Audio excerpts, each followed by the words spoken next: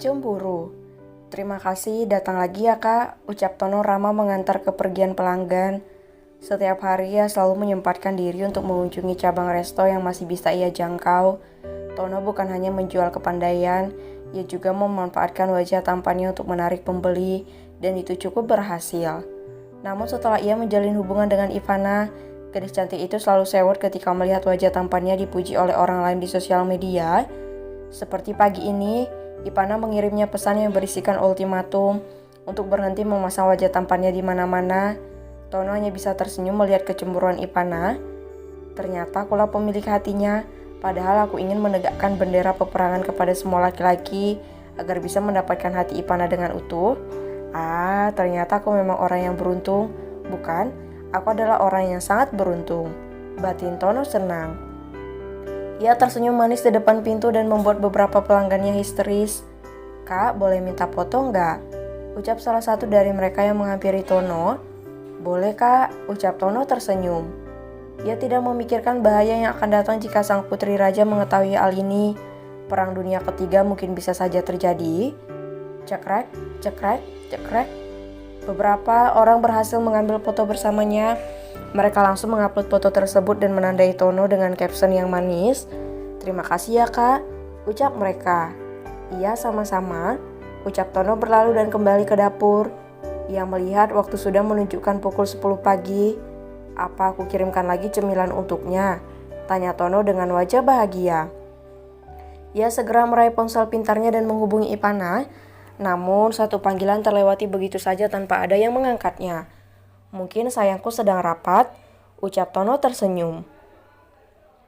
Ia segera memasak beberapa cemilan berbahan dasar coklat yang spesial karena dibuat dengan cinta. Tring, ketika asik membuat kue, sebuah pesan masuk ke dalam ponsel Tono. Ia segera melihat siapa yang tengah mengirimnya pesan. Prom sayangku. Baby, aku lagi rapat di luar, nggak usah kirim cemilan ya, tulis Ivana. Wajah Tono berubah murung karena mendapatkan pesan dari Ivana. Padahal kue itu sudah matang dan siap untuk dibungkus. Tuh sayang, padahal muffin coklatnya sudah selesai. Nanti siang kita ketemu ya sayang, apa aku ke kantor kamu saja? Tulis Tono. Sayang cukup lama yang menunggu jawaban dari Ivana, namun nihil gadis itu tidak kunjung membalas pesannya. Tono memilih untuk memasukkan kue itu ke dalam etalase agar ada orang yang membelinya nanti. Ia duduk di tepi jendela sambil memandangi mobil yang berlalu lalang. Bagaimanapun ia harus bisa mengerti bagaimana pekerjaan Ivana dengan tanggung jawab yang sangat besar.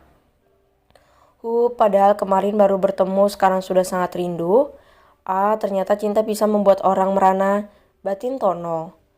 Ia teringat jika hari ini ada pertemuan dengan salah satu pemilik restoran mewah yang akan bekerja sama dengannya.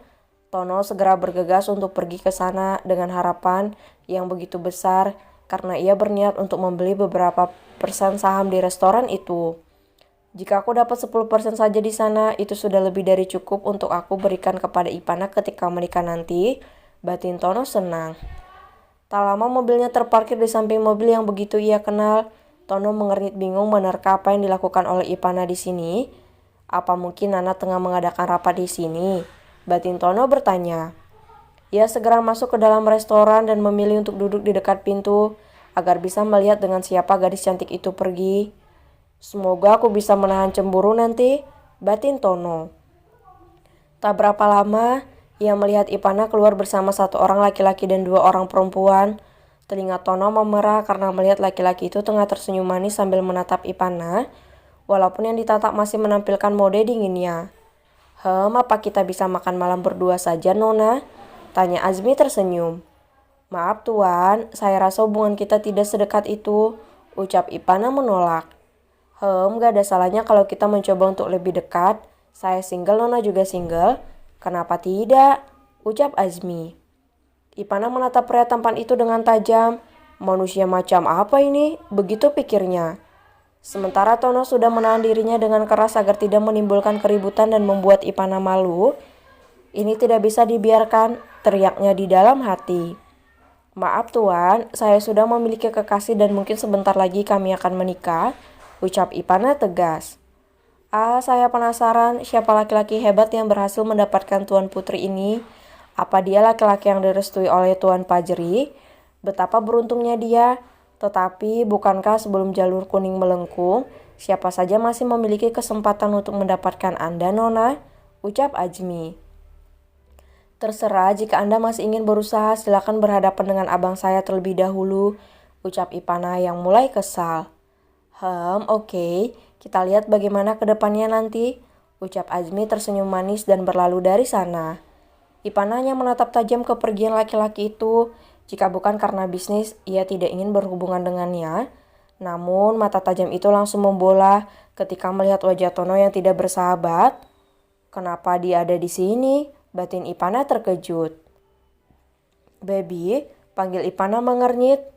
Apa dia rekan bisnis kamu, sayang? Tanya Tono dengan wajah sedihnya.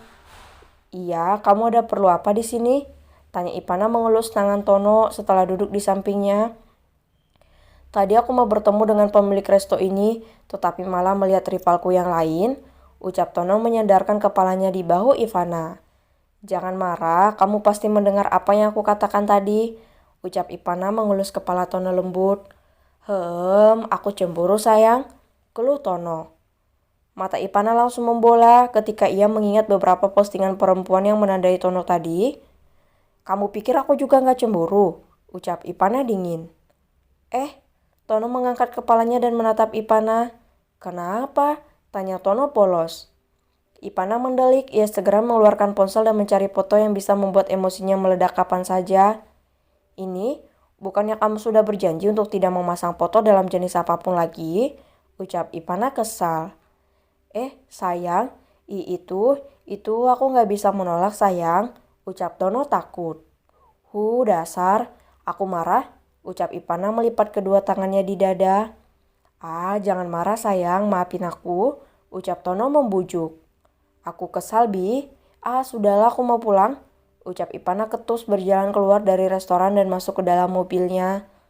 Sayang, jangan gitu, ucap Tono mengejar Ipana dan ikut masuk.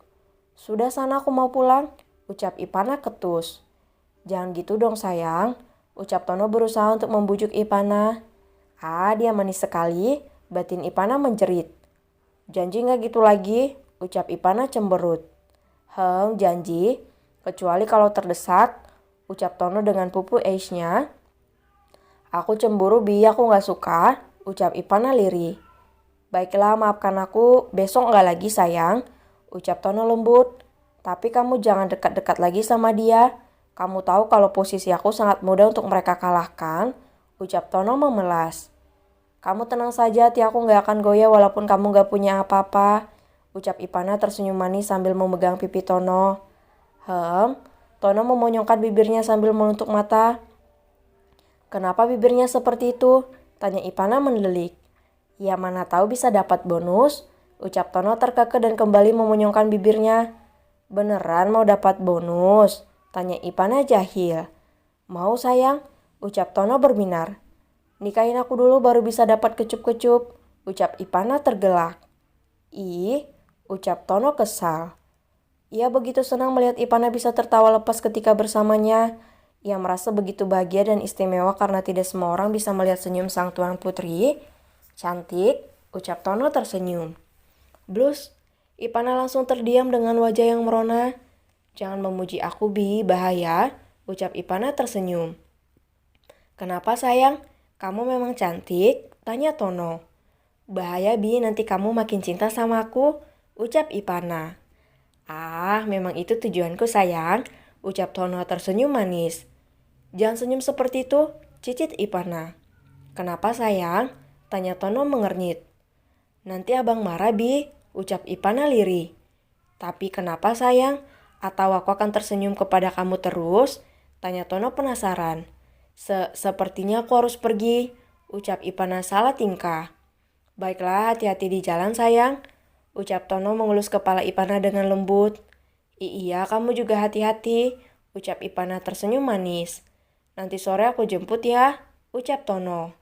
Iya, aku tunggu, ucap Ipana. Tono berangsur turun dari mobil dan melambaikan tangannya. Melihat itu, Pak Sakti dan Felicia segera menaiki mobil dan meninggalkan restoran mewah itu.